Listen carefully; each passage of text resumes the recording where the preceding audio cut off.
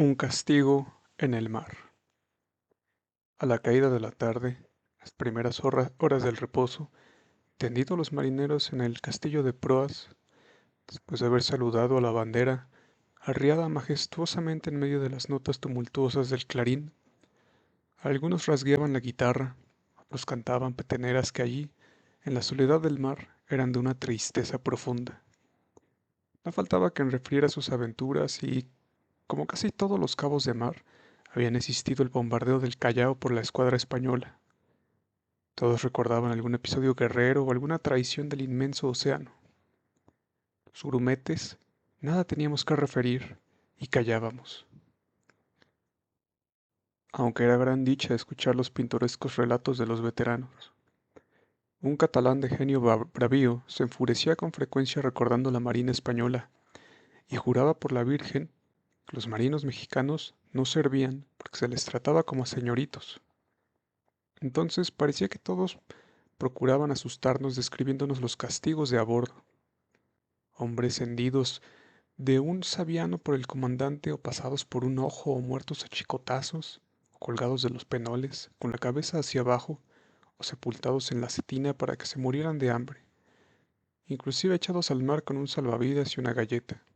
Así, así se hacían los buenos marinos, mientras que ahí, en el Libertad, engordábamos, a pesar de que el despensero se estaba enriqueciendo a gran prisa. Un día nos hicimos a la mar. En el sollado se decía que íbamos a perseguir a una barca noruega que singlaba en el litoral con un riquísimo contrabando que debía entrar por Tuxpan. Llegamos hasta Tampico y de ahí viramos en redondo y fuimos a ponernos como en acecho en los bajos de Tanguijo, al abrigo de la isla de Lobos, cazando tortugas con los chuzos de abordaje y aves marinas a pistoletazos. Esperábamos que apareciera la barca maturera, con la impaciencia de nuestra seguridad en el triunfo. Decían que la barca estaba armada con un cañón y esto encendía nuestros deseos de encontrarla. Los veteranos del Callao nos miraban con lástima y a veces nos decían: muchachos, saber cómo se juega en el mar. Una pared que esa perra, no estorbarnos. Volvíamos a Veracruz como humillados por no haber matado sino tortugas y renegando de la cobardía de los noruegos, que no nos habían presentado batalla aunque una artillería era superior a la nuestra. Según lo deducíamos todo en el sollado. Una mañana hubo mucho cuchicheo a la hora en que nos retirábamos a dormir los de la brigada de estribor. Un marinero había cometido una falta grave durante la noche y se le iba a castigar. Bajábamos la escala del sollado sacudiendo nuestras ropas empapadas y apagando nuestras pipas, para entregarnos al sueño cuando de pronto la corneta ordenó: ¡Forme brigadas! Retrocedíamos preguntándonos mutuamente: ¿Pasa? ¿Qué pasa? Y con extraña vibración de los nervios, nos asomamos por encima de las bordas, creyendo distinguir en la azul lontananza de aquel día claro y espléndido, fragata noruega viniendo a nuestro encuentro a todo trapo. ¡Formen brigadas!, gritaban los contramaestres luego de haberlo mandado con sus silbatos de mar. Un camarero, Piñeiro, que venía corriendo de popa, nos dijo con voz misteriosa: van a castigar al portugués. Habíamos formado las brigadas. Serios y dispuestos para una sorpresa, aguardábamos el balanceo de Libertad, que sobre un mar como de cobalto saltaba y crujía como batido por una borrasca. Cada tumbo amenazaba hundir los penoles del trinquete y del velacho en las aguas del golfo, dormidas y tersas. La coliza, inflada en la crujía, retemblaba en su montaje y parecía que iba a romper sus tirantes de alambre, gruesos como el guión de un remo. A veces en los cabeceos, cuando la cañonera se sentaba, esperábase con angustia el instante en que desapareciera el timonel, tragado por el mar. De vez en cuando, un marinero novato, rompiendo la fila de la brigada, salía disparado por un balanceo sobre la coliza y volvía a su sitio entre las miradas de compasión o de regaño de los que permanecían como enclayados en la cubierta. Apareció el comandante por la escotilla de la cámara, seguido de toda la oficialidad. Además de la espada, ceñían todos un revólver al cinto. Se detuvo a la cabeza de las brigadas. Era un campechano alto y arrogante. Nos miró con su altivez de jefe absoluto y luego habló diciéndonos brevemente por qué se iba a castigar al portugués. Le oíamos teniendo la mano derecha apoyada de canto en la sien, en señal de respeto y sumisión, y cuando cayó, habíamos palidecido impresionados por aquella solemnidad salvaje.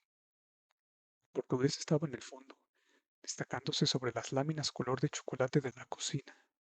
Nos miraba a veces con altanería, a veces con desprecio y a veces como sintiendo una gran lástima de nosotros por la impasibilidad con que nos preparábamos a presenciar su ejecución. Se oyó una voz trémula que mandó: amárrenlo a la colisa. El portugués no opuso resistencia. Se abrazó al cañón de aquel monstruo enfundado con tales fales impermeables y dejó que le ataran 4 hombres. Luego la misma voz trémula del comandante gritó: vamos, un paso al frente. Nuestro amo, el primer contramaestre de la brigada de estribor, un viejecillo asturiano, desdentado y blasfemo, le entregó al primer cabo de la derecha un rebenque embreado y doblado en dos, nuevo y con aspecto de bejuco. ¡Fuerte!, dijo el asturiano con entereza de verdugo. El cabo saludó. Era seco y alto como el mesana y había perdido un ojo en el bombardeo del Callao.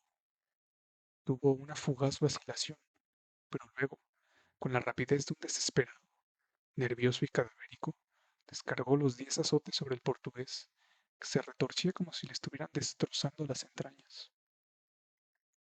El rebenque fue pasando de cabo en cabo. Todos tenían una fugitiva excitación, pero enseguida avanzaban hacia el hombre amarrado en la colisa y lo azotaban rápida y torpemente. Las ropas del portugués fueron manchándose de sangre y poco a poco descosiéndose los remiendos y dejando ver la carne reventada y sangrienta.